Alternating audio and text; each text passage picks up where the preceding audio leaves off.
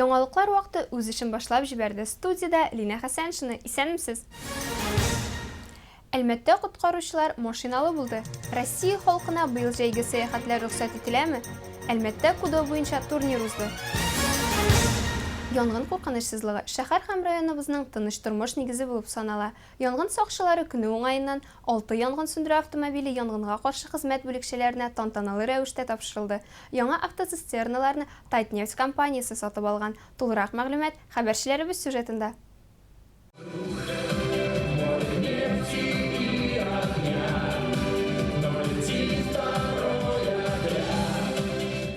Нефтче мәдәният сарайы каршындагы майдан төрле төсләрдән балкыды.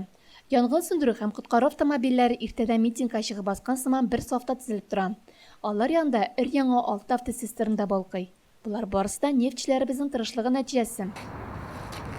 Товарищ полковник, личный состав отряда Федеральной противопожарной службы на торжественное мероприятие, посвященное Дню пожарной охраны России, построен. Докладывал заместитель начальника службы пожаротушения майор Побегудов.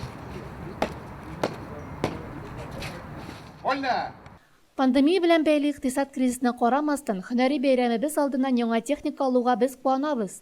Янгын куркынычсызлыгын тәэмин итүгә барлык көчебезне куячакбыз. Отряд хезмәткәрләре шәһәр халкына янгын сүндерү машинасының җиһазланышын һәм янгын сүндерүдә кулланылган техник коралларын күрсәттеләр. Тантаналы сүз белән район башлыгы Тимур Нагманов, Татнефть компаниясының сәнәгать куркынычсызлыгы, хезмәтне саклау һәм экология буенча генераль директор урынбасары Азат Хабибрахманов чыгыш ясады. Мин монда булган һәрберегез кеше тормышы һәм сәламәтлеге өчен барысын да эшләргә әзер икәнлегенә ышанам. Шуның өчен Әлмәт районы һәм шәһәр халкы исеменнән рәхмәт әйтәсе килә. Иң мөһиме, гаиләләрегезгә иминлек, исәнлек, саулык, яхшы кәеф телим. Мин иң мөһим моментларның берсе булып сезнең яшь буынны тәрбияләүдә керткән өлешегез дип уйлыйм. Без монда кадет мәктәбе укучыларын күрәбез. Киләчәктә алар яхшы хезмәткәрләр булачак дип ышанасы килә.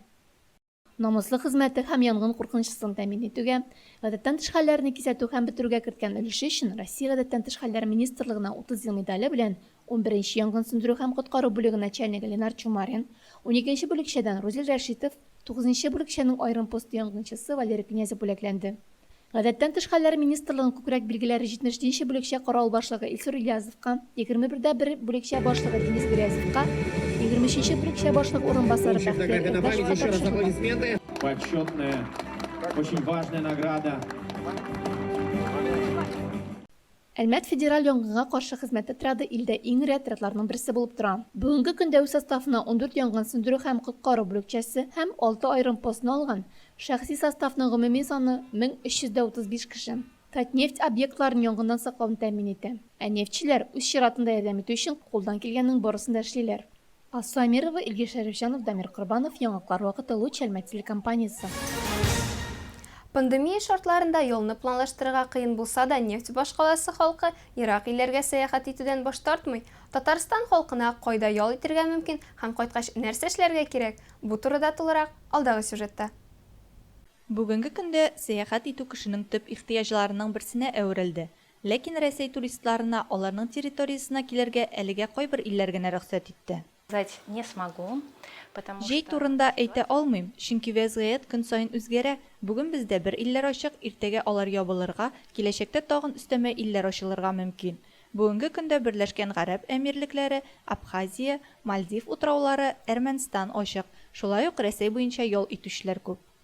Роспотребнадзор карары нигезендә чит илдән өйләренә кайтучы россиялеләргә дәүләт хезмәтләре порталында анкета тутырырга һәм 3 көн эчендә таҗлы вируска тест нәтиҗәләрен йөкләргә кирәк. Төркия һәм Танзаниядән 1 майга кадәр кайткан россиялеләргә бер генә түгел, 2 ПЦР тест тапшырырга кирәк булачак. Икенчесе илеңә кайтканнан соң 5 көн эчендә. 1 майдан бу кагыйдә барлык чит илләрдән килгән туристларга таралачак. Карантин бетерелүгә карамастан, күп кенә төбәкләрдә әле һаман да маск һәм перчаткалы режим гамәлдә булуын онытмаска кирәк. Сәфәр алдыннан төбәк сайтында актуаль тәкъдимнәр белән һичшиксез танышыгыз. Алсу Нуриева, Рамил Базартинов, Яңалыклар вакыты Луч Әлмәт телекомпаниясе. Шушы көннәрдә Әлмәт хатын-кызлар берлегенең яңа рәисе Роза Әфләтунова җитәкчелегендә быел беренче очрашуы булды. Киләчәккә планнар һәм максатлар турында фикер алыштылар. Алдагы сюжетта тулырак карый аласыз. Нефть шәһәренең актив хатын-кызлары актуаль мәсьәләләрне бергәләп хәл итү өчен берләште. Якты проектлар, хәйрия акцияләре, масштаблы чаралар – булар эшчәнлекнең бер өлеше генә. Быел яңартылган составта хатын-кызлар берлегенең Роза Әфләтунова җитәкчелегендә беренче очрашуы. Без иҗтимагый эш белән шөгыльләнәбез һәм бергәләп кулга-кул тотынып муниципалитетлар белән бергә эшләргә тиеш. Шул вакытта гына проблемаларның чишелешен табып була. Шит проблемаларга битараф булмаган хатын-кызлар актив гражданлык позициясе булган, үз тәҗрибәләре белән уртаклашырга һәм кискен социаль мәсьәләләрне хәл итеп ярдәм кулы сузарга әзерләр. Без бу проблемаларны һәрвакыт күрәбез. Бу барлык эшләрне без өйрәнәбез. Бу барлык проблемаларны бергәләп һәм дөрес итеп хәл итәбез. Шуңа күрә яңа составта яңа кадрлар, яңа инициативалы кешеләр белән яңа юнәлеш кертәчәкбез һәм һичшиксез яңа идеяләр барлыкка киләчәк дип уйлыйм. Билгеләп үтик, Әлмәт хатын-кызлар берлегенә төрле тармаклардан һәм һөнәрләрдән 20дән артык гүзәл зат керә. 9 май көнне Җиңү мәйданында узачак тантаналы маршка әзерлекне тикшерү максатыннан Ознакайның 8-11 сыйныф укучылары катнашында строй җыры смотры булып узды. Тормыш иминлеге нигезләре һәм хәрби хезмәт нигезләренең җитәкче оештыручы Сергей Махонин истәлегенә багышланган конкурсны Илмира Шәрифуллина да күзәтте. Смотр конкурсында Ознакай шәһәренең барлык 10 мәктәбе һәм политехник көллияте катнашты. 10 балл системасы белән түбәндәге элементлар бәяләнде.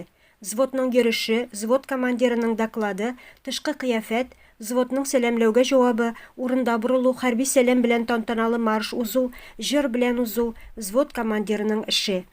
Смотрда чыгыш ясау тәртибе җирәбә салып билгеләнде. Командирлар Ознакай шәһәре һәм районы хәрби комиссары Рәдиф Камалиев алдында рапорт тапшырдылар. Ознакайский районда мне очень нравится. Смотр оешкан төстә бара, әзерлек көчле. Мондый чараны оештыруда теләктәшлек белдергән барлык укытучыларга, мәгариф идарәсенә, җитәкчеләргә, укучыларның үзләренә зур рәхмәтемне җиткерәм. Мондый смотр Ознакайда ел сайын уздырыла. Узган ел пандемия нәтиҗәсендә конкурс булмый калды. Укучылар бик теләп катнаша, көтеп алалар. Әлеге чараны читтән күзәтүдә үзе бер рәхәтлек бирде. Укучылар бар да хәрби киемнән, пөхтә, матур, җитдиләр. Ознакайның Татарстан мәйданында көчле тәртип, дисциплина хакимлек итте. Ярыш нәтиҗәләре буенча 1нче урын 9нчы гомуми белем бирү мәктәбенә тапшырылды, 2нче урын 4нче мәктәптә, 3нче урынга шәһәрнең 5нче мәктәбе лаек булды. Илмира Шәрифуллина, Рөстәм Әкбәров, Яңалыклар вакыты, Луч, Әлмәт телекомпаниясе. Татар халкының бөек шагыйре Габдулла Тукайга 135 яшь тулу уңаеннан Бөгелмәдә Тукайга шигъри чәчәкләр чарасы булып узды.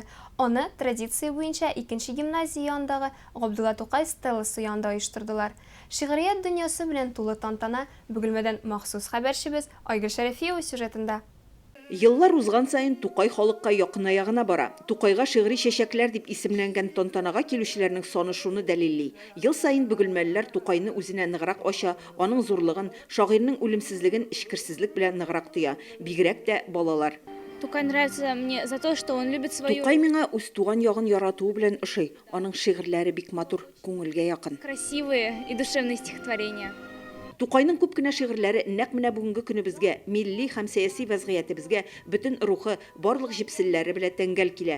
Шуңа да аның иҗаты, шигъри авазы көр яңгырый һәм халык күңелендә урын таба.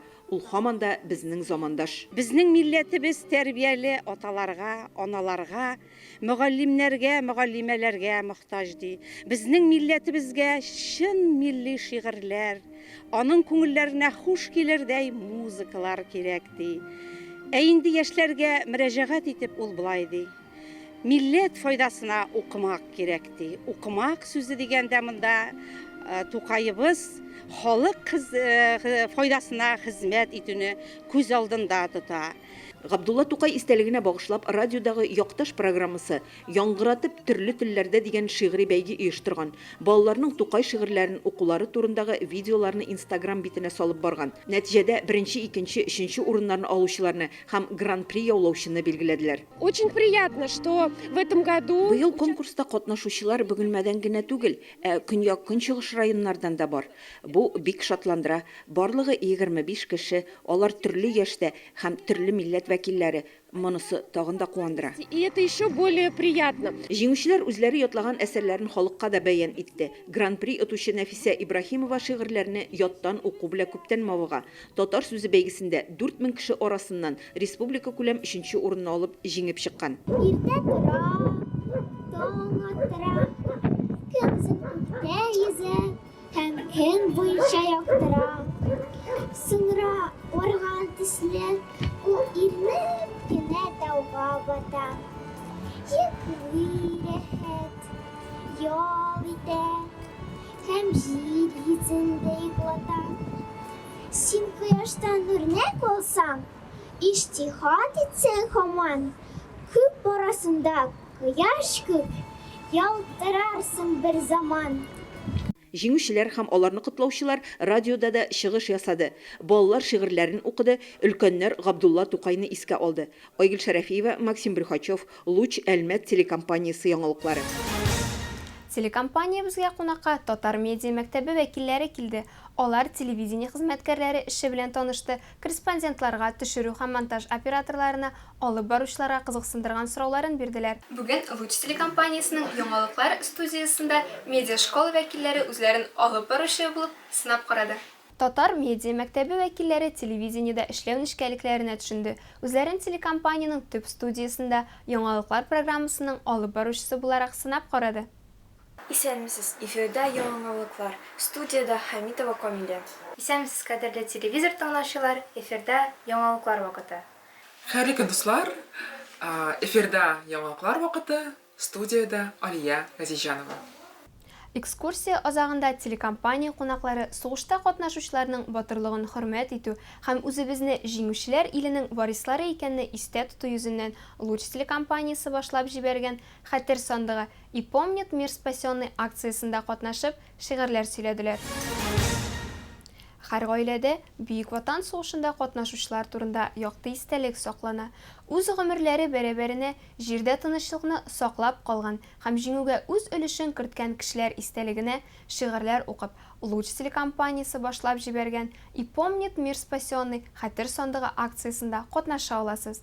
Әйдәгез, бүгенге көндә исән булган ветераннарга хөрмәт күрсәтик, сугышта катнашучыларның батырлыгын хөрмәт итик һәм үзебезне җиңүчеләр иленең варислары итеп хис итик. Исегезгә төшерәбез, 30 апрельгә кадәр безгә студиягә килеп, сугыш турында шигырь укый яки видео төшереп 8 937 628 7409 номерына җибәрә аласыз. Узган ял көннәрендә яңа өйрәнгән балалар арасында Кудо буенча шәһәр турниры узды. Анда малайлар да, кызлар да катнашты. Җиңүчеләр региональ этапка юл тотачак. Турнирның ничек узуы турында алдагы сюжетта. Кудо 20 гасырның 70 еллар азагында Япониядә барлыкка килгән сугыш сәнгате. Бүгенге көндә дә актуаль. Бу спорт түрі приемнарга ие булу гына түгел, рух белән тәнне гармониядә тотудан гыйбарәт. Шулай итеп, Мирас спорт сәламәтләндерү комплексында шәһәр турниры узды. Әлеге турнирда 83 катнашучы 6-7 яшьлек балалар һәм 14-15 яшьлек яшүсмер егетләр, шулай ук кызлар катнашты. Гомуми кагыйдәләр барлык диярлек приемнар куллануны рөхсәт итә. Шул исәптән баш, тезләр, терсәкләр, куллар һәм аяклар белән бәрү. 3 минут вакыт эчендә партерда көрәшкә 2 күчү рөхсәт ителә. Әлеге спорт түрендә аяк-куллар белән сугышу, алып бәрү, буучы алымын файдаланырга була. Куллар белән чикләнмәгән күләмдә 10 секунд эчендә кулланырга рөхсәт ителә. 2 ел шөгыльләнәм. 3 ярышта булдым. 3нче урыннарны яуладым. Хәзер 1нче урынны гына аласым килә. Мин приз утырга телим, чөнки мин озак шөгыльләндем, озак укыдым һәм озак кына сыгылу күнегүен эшләдем. Кара пояс алу өчен бик озак өйрәнергә һәм ярышларда җиңәргә кирәк. Һәр спортчы ярышларда җиңәргә, хәрби сәнгатькә ирешүдә билгеле бер биеклеккә ирешергә омтыла. Кудода елына 2 тапкыр язын һәм көзен, шулай ук җәен, җыеннар тәмамланганнан соң үткәрелә торган спорт аттестациясе бар. Кемдер югары рангка ирешергә һәм кара билбауга лаек булырга тели, ә кемдер күтәрелешкә карамый үз максатларына бара. Поезд, честно говоря, ничего не дает. Билбау дөресен генә әйткәндә берни аңлатмый. Синдә ак билбауда булырга мөмкин. Иң мөһиме, син күпме шөгыльләнәсең һәм ничек җиңәсең. Һәр вакыт күнегү алымнарыңны ныгытырга кирәк. Ә ак билбау ул бары билбау гына һәм сиңа кирәк түгел. Алсу Нуриева, Милена Валеева, Рафаэль Сафин, Яңалыклар вакыты. Лучелмет телекомпаниясе. Бу сезгә җиткерәсе соңгы мәгълүматыбыз иде. Миллина Хәсән һәм монтажер Илдар Гыймаев сезнең белән сау булашабыз. Игътибарыгыз өчен рәхмәт.